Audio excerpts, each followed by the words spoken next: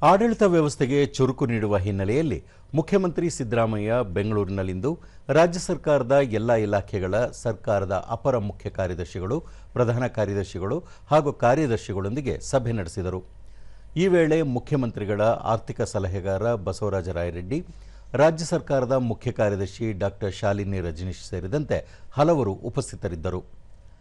ಈ ಕುರಿತು ಮಾಹಿತಿ ನೀಡಿರುವ ಮುಖ್ಯಮಂತ್ರಿ ಸಿದ್ದರಾಮಯ್ಯ 2026-27ನೇ ಸಾಲಿನ ಬಜೆಟ್ನಲ್ಲಿನ ಘೋಷಣೆಗಳ ಪೈಕಿ 5 ಘೋಷಣೆಗಳ ಬಗ್ಗೆ ಮಾತ್ರ ಸರ್ಕಾರಿ ಆದೇಶ ಹೊರಡಿಸಲಾಗಿದೆ. ಈ ತಿಂಗಳೊಳಗಾಗಿ ಎಲ್ಲ ಸರ್ಕಾರಿ ಆದೇಶಗಳನ್ನು ಹೊರಡಿಸಿ ಯೋಜನೆಗಳನ್ನು ಅನುಷ್ಠಾನ ಮಾಡಬೇಕು. ಇಲ್ಲದಿದ್ದಲ್ಲಿ ಸಂಬಂಧಪಟ್ಟ ಕಾರ್ಯದರ್ಶಿಗಳನ್ನು ಜವಾಬ್ದಾರರನ್ನಾಗಿ ಮಾಡಲಾಗುವುದು ಎಂದು ಹೇಳಿದರು. ರಾಜ್ಯ ಮಟ್ಟದಲ್ಲಿ ನಡೆದ ಜನಸ್ಪಂದನ ಸಭೆಯಲ್ಲಿ ಸ್ವೀಕರಿಸಲಾದ 15,334 ಅರ್ಜಿಗಳ ಪೈಕಿ 15,295 ಅರ್ಜಿಗಳನ್ನು ವಿಲೇವಾರಿ ಮಾಡಲಾಗಿದೆ.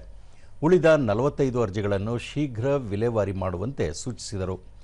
ನೇಮಕಾತಿಗೆ ಮಂಜೂರಾತಿ ನೀಡಿರುವ ವಿವಿಧ ಹುದ್ದೆಗಳ ಭರ್ತಿಗೆ ತಕ್ಷಣ ಕ್ರಮ ಕೈಗೊಳ್ಳಬೇಕು. ಈಗಾಗಲೇ ಆರ್ಥಿಕ ಇಲಾಖೆಯಿಂದ 24,300 ಹುದ್ದೆಗಳ ಭರ್ತಿಗೆ ಮಂಜೂರಾತಿ ನೀಡಲಾಗಿದೆ.